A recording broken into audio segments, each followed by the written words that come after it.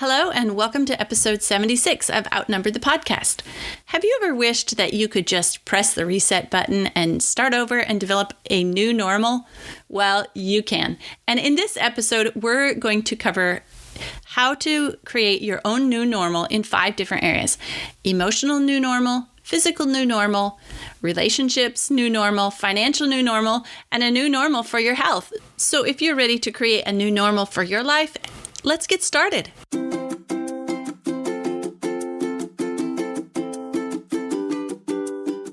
Hello, and welcome to Outnumbered the Podcast. I'm Bonnie. And I'm Audrey. We're experienced moms to a combined total of 18 children. Our mission is to help overwhelmed parents find peace in parenting and humor in the chaos. Come join us as we attempt uninterrupted conversation about parenting with joy and intention.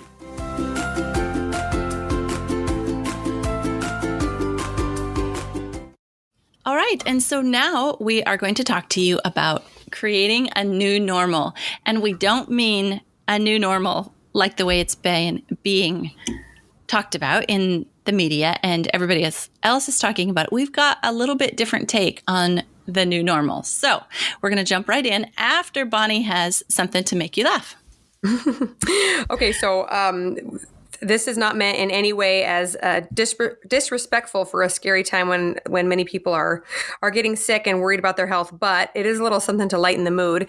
I'm sure many of you have had conversations with your children about the COVID epidemic and how it's affecting the world and how we need to be more cautious.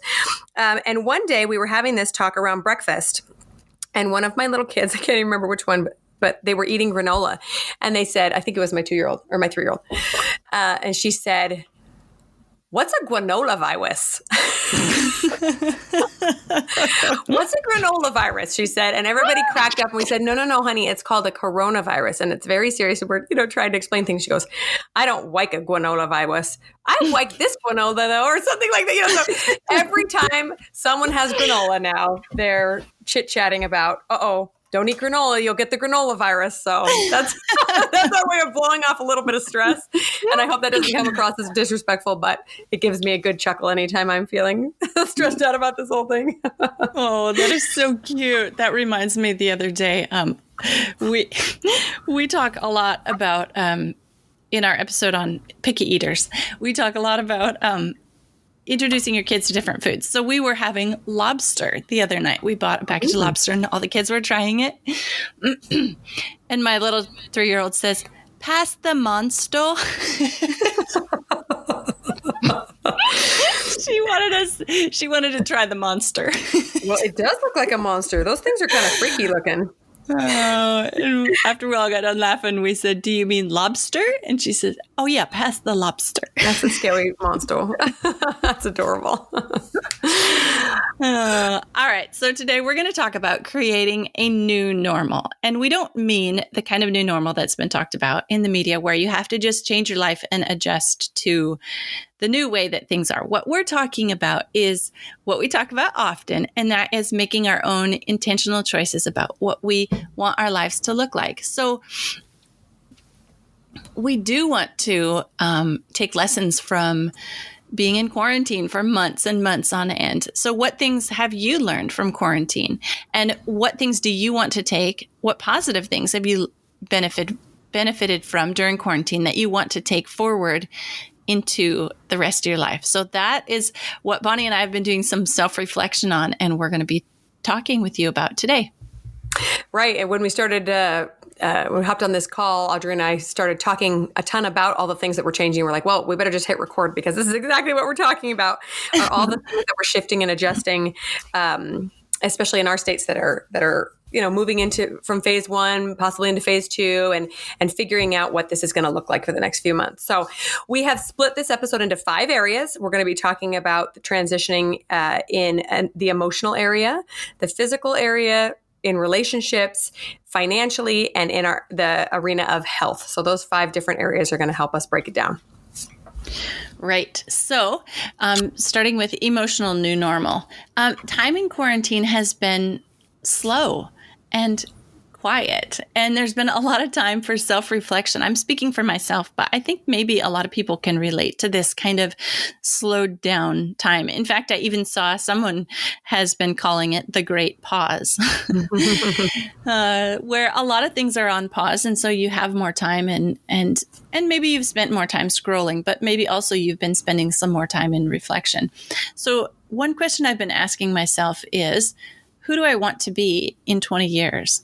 Like, especially at my stage, I have children who are just getting ready, launching their fledglings, leaving the nest, and they're launching their lives, their futures. And I'm asking myself, who are they going to need me to be in the next 20 years? Like, how can I support them and their future families?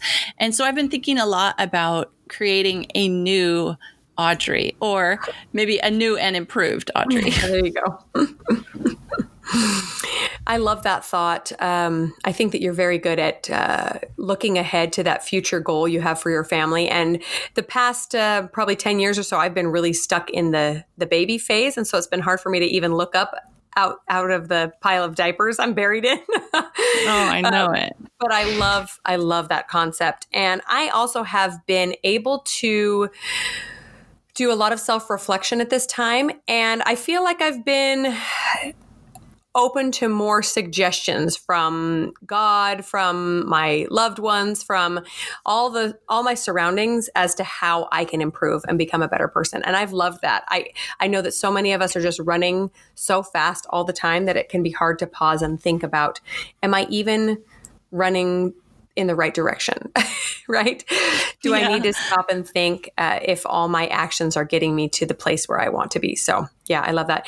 My personal thoughts have been on specific aspects of personal development that I want to improve on.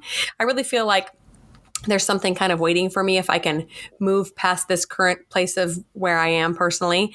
I think that happens kind of in seasons in our lives, right? Like I said, the past few years have been very baby heavy, just busy with the logistics of keeping kids alive. But now I'm able to look up a little bit and improve myself a little bit.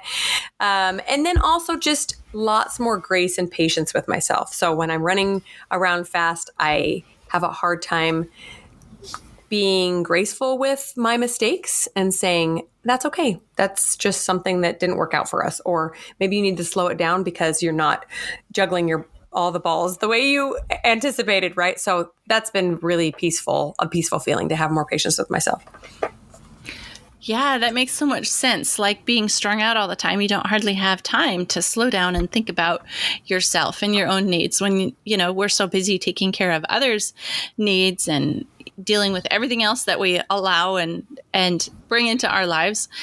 Oh, okay. And so we're going to move on to creating a physical new normal. But you mentioned, running around all the time, nonstop. And that's something that I've been thinking about too. Like maybe not out in my car driving kids here and there, because I don't tend to take as much outside activities on, but I do take a lot on, a lot of projects and a lot of ideas. And I have a lot of things I want to do. And one thing that the new and improved Audrey is going to be working on is not taking so much on so that there is more time for this this new emotional normal to continue. And so speaking to those who do have a hard time not taking so much on activities outside the home, like if that's really stringing you out and stressing you out and taking away from time that you could be and maybe should be doing other things, just ask yourself a question. How many activities do they really need to participate in? So if this is speaking about your kids, so if your kids are in soccer and dance and gymnastics and swimming lessons and blah, blah, blah, you've got a whole entire list and every day of the week you're taking 2 kids, mom is chauffeur.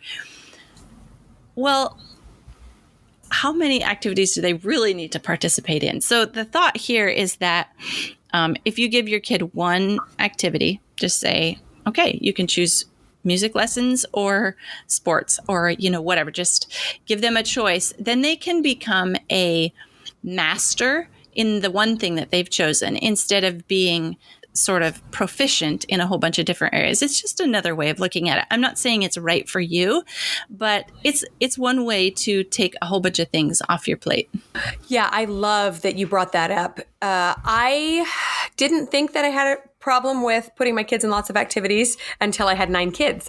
And even like 3 activities is too many running around. So yeah, I challenge everyone to, like you said, to just change your mindset a little bit or flip it on its head and just explore a different mindset. So I grew up in a family that my mom allowed us to do 1 physical activity and 1 music activity at a time. And she had 5 kids and she was busy taking kids everywhere. I have allowed my kids to continue doing piano even while they've done a couple other things because the piano teacher comes to our house. So things like that where it doesn't really stress me out because we're not going other places, I've allowed to continue. But I also realize that I just have a lot of dreams for my kids. And so I think, oh, but it won't be a childhood if they don't get a chance to do X or Y or Z. And I have to just spin that mindset on its head and say, really? Is that really what childhood is? Will they really be less of a person because they didn't do dance? Am I less of a person because I didn't do flute or gymnastics or whatever I didn't do? I don't think so. I can give them similar learning opportunities in other ways that don't make me crazy and don't take us away from our household. So I am definitely working on that as well. And I would also share thinking about challenging some of the closely held notions that you might have. For example, if a kid goes into dance at age 6, most people keep them in dance all year long until they're a teen or they leave home. That's not really necessary, right? What if they did dance 1 year and then something else or nothing the next year? Or what if they did dance for half the year and then you took the other half off? Are they going to become a world-class ballerina? Probably not, but they probably weren't going to be anyway. So, give yourself a little break. Just kind of challenge those notions of, well, this isn't working for us anymore. I'm going to try something different, right? Yes, absolutely. To be intentional about it. Right, exactly. I have decided that I'm going to create kind of a standard that I measure all our outside the home activities by. I haven't fully formed this standard, but I've been thinking about it for a while. And it's going to include things like, is it extremely uplifting? Like can I not imagine not doing it, right? Is it necessary? And really, most of the activities we do outside of our house are not necessary, as we're coming to see, right? Mm-hmm. Ask myself, how much time does it take? And is it worth taking that time away from the family, right? So, maybe if my oldest is taking an ACT prep course that's going to help him get into college and it's taking up, dinner time for the next 6 weeks, I think that's probably going to be worth it to me because I really value his improving education. If it's going to be, a dance workshop that my 6-year-old really wants, but it's going to take away too much time from the family, then I'll probably say no to that. And as life changes, obviously your standard will change as well. But that's what I'm working on. Oh, that sounds like a good thing to be working on. So I think the new normal, and I hope the new normal for a lot of people, many people, is spending more time together. And that's kind of a segue into the next one where, relationships. But I did want to say, when we're talking about this physical new normal, is if you do have a lot of things that you want to squeeze in and you're not really finding places to make them fit, you might consider taking Jordan Page's productivity boot camp. So she offered her 2 courses free during the month of May. And I took the productivity boot camp and for free. And I kind of zoomed right through it.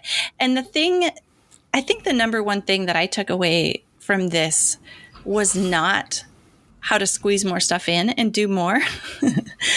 But it was about prioritizing and finding out what really matters and then how to keep that going. And the whole course is so good. Like, I would encourage anybody to take the whole course because she really does offer tons of tips on how to be more productive and get more done. But for me, that was kind of interesting what came out of it. So I bring this up when I'm talking about a physical new normal because one thing that came to the very forefront for me that was that I need to prioritize spending more time together. I suppose it's going back to these, fledglings leaving the nest here, that I just see how short it is in the whole scheme of things. But spending more time together. And so that's one thing that I hope everybody comes away with their new normal, having more family time together. Yeah, totally.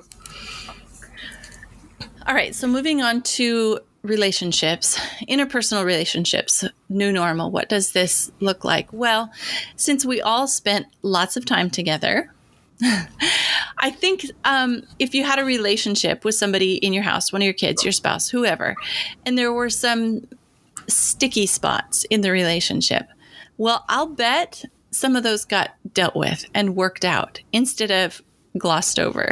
If you can't spend time away from each other, then you have to learn how to spend time together. Well, you have to learn to get along, and I think that has happened during quarantine. Even if you had a great relationship with somebody, I think there's opportunities. I know some of my relationships have gotten better because of being in quarantine. So for the new normal, for me, for relationships, it's going to be having a more open and honest communication in my relationships with other people. Yes, excellent. I have seen the same thing. And one thing I will share is that my husband and I think, always have a pretty great relationship. There are, ups and downs as in any marriage. But he travels a lot for work and we have a lot of kids and I have a business. So, there's a lot of things keeping us from each other. And since this quarantine happened, he has had zero travel, right? Because he's not selling things. He's not going on trips. He's not whatever. And I have learned that time is number one in our relationship. And I did not realize how much a lack of time together was affecting us, because all of a sudden it feels like we have just grown leaps and bounds in our relationship and gotten so much closer because there's more time together. And he's not even working from home. He's still going to the office because he has a team to manage and he has to be there. But isn't that interesting? It's not really interesting. It's very obvious probably from the outside, but I had just lost sight of how little time we were spending together. And that as we got more, it was like, oh, yes, I remember this, right? From our early years of marriage. Oh, that's such a beautiful sentiment. Thank you for sharing that one. Yeah, I'm excited to see if we can keep that happening as, activities come into our lives again. And I wanted to share that this is going to be a really important time to maintain boundaries with those outside of our houses. Okay. So, I personally have what I like to call a stranglehold on my daily schedule. We do this at this time and then this at this time. And if I don't get this work done, then this falls apart. Right. So it's very important for me to have structure. And yet during summer is when, and especially now that we're kind of leaving our homes more, when kids want to play with neighbors and friends want to come over and cousins want to hang out. And I love that. But I also have to create enough boundaries so that I don't go crazy by letting go entirely of my structure, if that makes sense.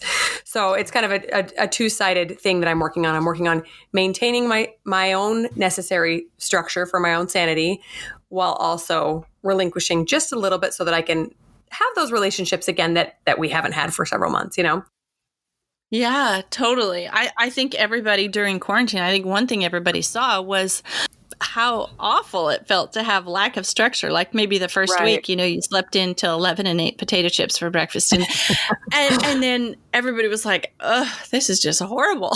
Yeah, totally. And about boundaries, I just want to share one more thing. We've talked a lot about boundaries on this podcast, and I think it's because both of us, Audrey, are working on them ourselves. But I've been reading the book called Boundaries. It's by Dr. Henry Cloud and Dr. John Townsend. If anybody's interested, it's very fascinating. And it's written from a Christian perspective. And this quote just popped up and I wanted to share it. They say, so I'm thinking of this in regards to people outside of our home who want some of our time, right? It says, when you respond to a person, you need to remain in control with options and choices. So responding versus reacting. If you feel yourself reacting, step away and regain control of yourself so family members or friends can't force you to do or say something you don't want to do or say, something that violates your separateness. When you've kept your boundaries, choose the best option. And the difference between responding and reacting is a choice. When you are reacting, they are in control. And when you respond, you are. And this was actually shared by a friend in regards to how we treat our teenagers, which I think is very valid. But I think about even in friends and family members who want to spend time with you during the summer, right? If you've made a conscious decision that this new normal is going to have more family time, then beware to respond to them in a way that keeps your options open, that you're not looking to just people please and react to what they're asking you to do because you feel guilty or because, that's what a good sister would do or whatever, right? So to always maintain those choices and those boundaries helps us show love. Whew. Okay, everybody, hit the pause button and go hit the back button a couple times because y'all need to listen to that one more time. Like me, I'm talking to me. I need to go listen to that like 3 more times. Oh. Okay, moving on to a financial new normal. Now, this has been an interesting time financially because for a couple reasons. One, because we couldn't buy certain things. We didn't buy them. You couldn't go to retail, go have some retail therapy. And so we didn't, right? So there was that part of it. The stores weren't open, so we couldn't buy, so we didn't buy. And then there was another part of it where there was the scarcity of items. So certain items, at first we saw toilet paper was scarce, and then it went into some of the protein, beef and chicken and pork. Some of those were scarce. And then, there are other things, whatever. So that is a very interesting position as well. We didn't buy because we couldn't buy. So the first one is that we couldn't buy, so we didn't buy. And the second one is that we didn't buy because we couldn't buy. Yeah. But all this is just pointing out, thinking about the reasons of why we buy what we buy and how we spend our money, and maybe less emotional buying. I know we talked about that a lot in our episode with Sensei Financial, and they were talking about it during a quarantine or during a pandemic or a critical situation. But also, let's take that into the new normal going forward. Let's examine why we buy what we buy.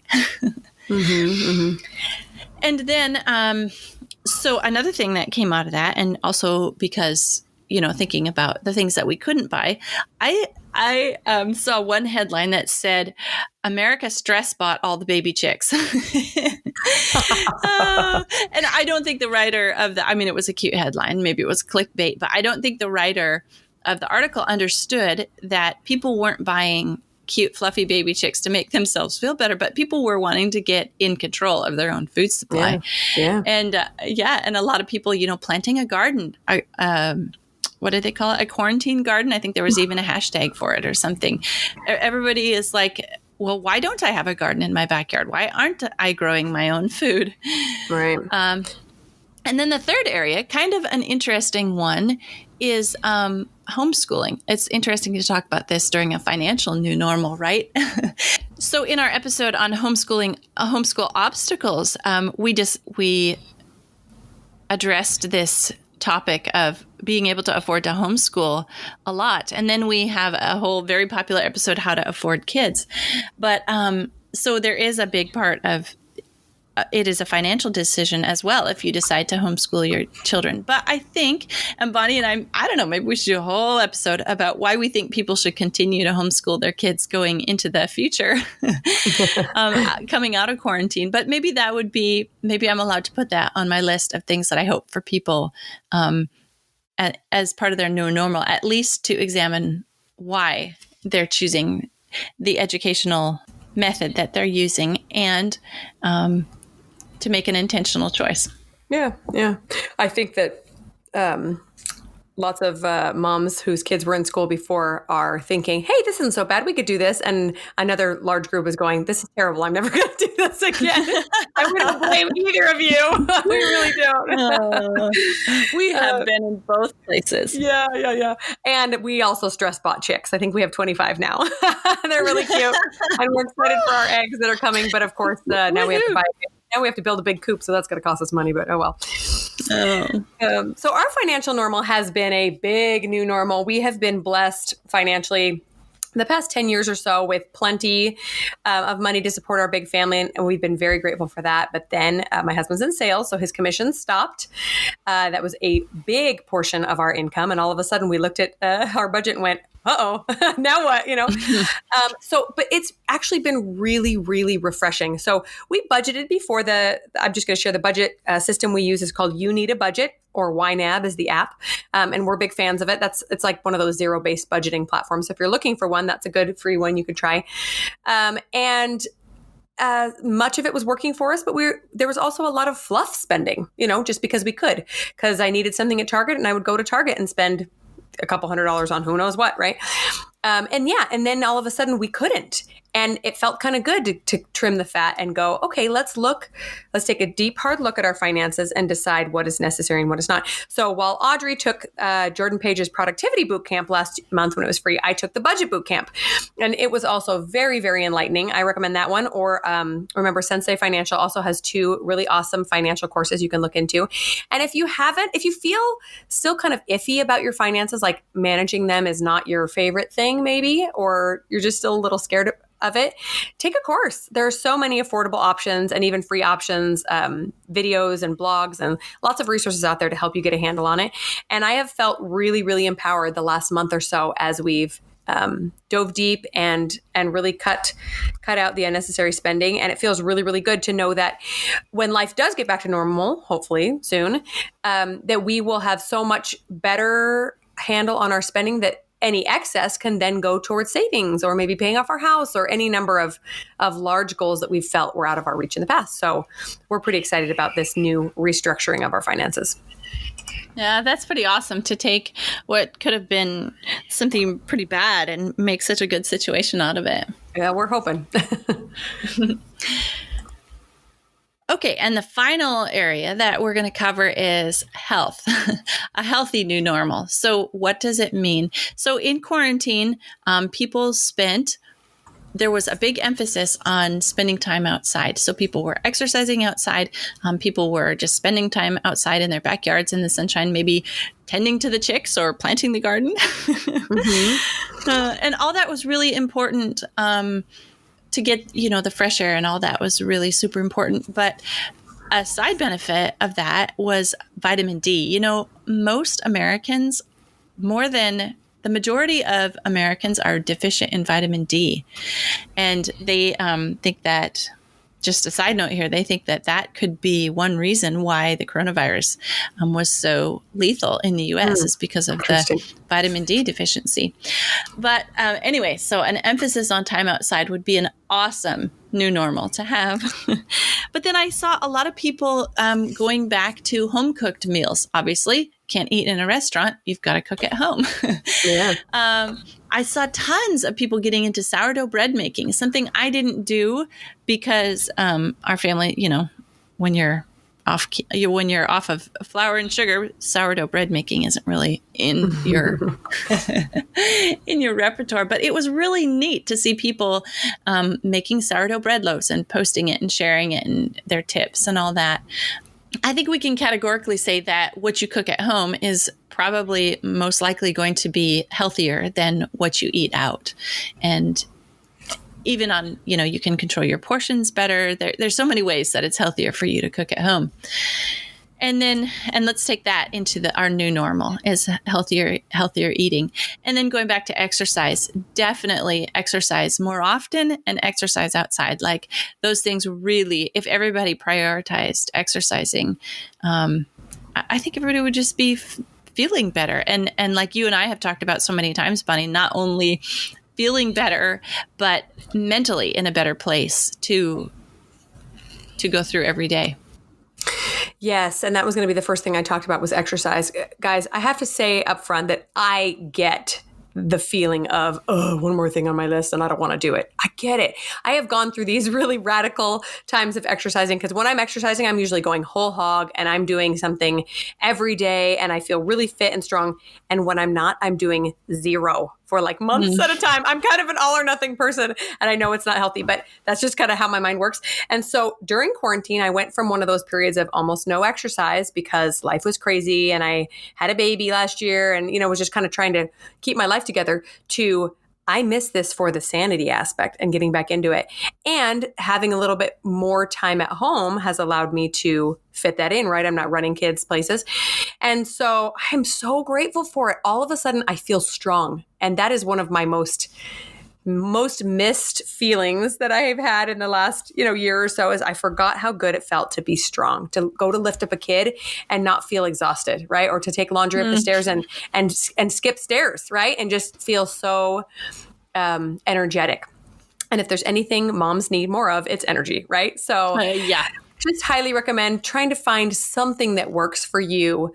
We did yoga the other day, and all my kids got into the cosmic kids yoga, and they had to kick out of that. And then I found a new video, and just anything to get your body moving and reconnect yourself with your body. And it just helps your mind so much, for sure. I'm glad you added that.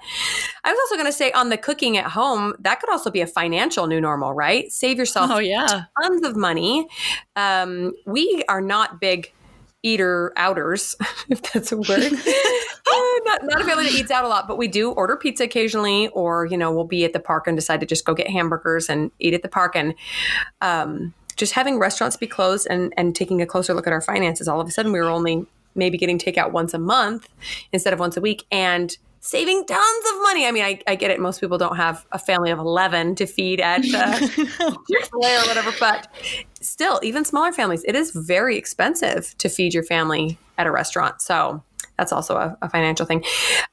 Nutrition, I mentioned as well. Having more time at home means that you have more time to focus on your nutrition. Although, if you went from kids in school full-time to kids home full-time, that you might not feel the same way. I think Audrey and I are a little better at it just because we've had more practice. But at least being home, you have the option of eating better. And then my new normal has included a new focus on sleep. And again, part of that is just because of the chapter I'm in. I have a 1-year-old now who sleeps through the night, and I'm not nursing anymore. So there's all these things that allow me to get a full 8 hours if necessary. And then eliminating the junk. I think, like you were saying, those first couple months, people are like, yeah, let's catch up on all our shows and binge all the cookies in the world. But we're probably all feeling the effects of that now and realizing that, too much of that junk is not going to be part of our new normal. So that's what we've been working on. Okay, that all sounds really awesome, especially that focus on sleep. I think everybody who gets more sleep is going to feel better. Yes. Yep. Okay, so I have a couple final thoughts on creating a new normal. I just want to say the reset button has been pressed. It's not, when I get around to it, but the reset button has been pressed. Everybody has been home. Everybody has been on the great pause. It's a perfect time to make changes. You're not going to get an opportunity like this again. Okay, let me say that. We hope not. I hope we never get another opportunity like this again. But the time it's perfect to make changes, and you have a reason, excuse, because of this and that and the other thing. This is going to be our new normal. And your new normal does not have to be defined by anyone else, not even Bonnie and I and what we're doing. It's time to make your own intentional choices. It's time for Bonnie and I to make our own intentional choices, and for all of us to take those new intentional choices and make that the new normal. Yes, I love that. This is a great, great, great time to just stop and think and sit down with your spouse, sit down with your kids and say, what do we want to keep doing? What have you guys, this would be a great discussion with your kids, right? What have you guys loved about the last few months? And it might take a little digging if they've been kind of going stir crazy, but I love that we did puzzles. I love that we played so many card games. I love that we could have movie nights and stay up late. I loved sleeping in, whatever it is. And then what have you disliked? And maybe try to take the things that they've really missed, slowly incorporate some of those back in while maintaining your own sanity and boundaries, to keep yourself healthy physically and emotionally. So it's an exciting time for sure. All right. So we want you guys to go out and make a list of, and like Bonnie said, sit down with your kids of what you liked about quarantine, what you didn't like about quarantine, and then take how you're going to take that new normal forward and share it with us. Tag us on social media. Email it to us. We want to hear what are you guys going to do for your new normal? Yeah, and we will share some in another episode. Thanks so much for tuning in. Did you know you can help the podcast in several ways? First up, we're on Patreon, and there are 3 different levels to support us there. Just head to patreon.com/outnumbered. Next up, if you enjoyed this episode, please leave us a written review on iTunes. It helps other parents find the podcast and receive the help you're enjoying. And finally, you can follow us on Instagram at Outnumbered the Podcast. We're always having fun over there, too. As usual, if you have any questions or ideas for future episodes, you can reach us at outnumberedthepodcast@gmail.com. Thanks for all your support. We'll talk to you next week. I think we could probably categorically across the board say that what you cook at home is going to be healthier than what you... Try that again without a motorcycle going by.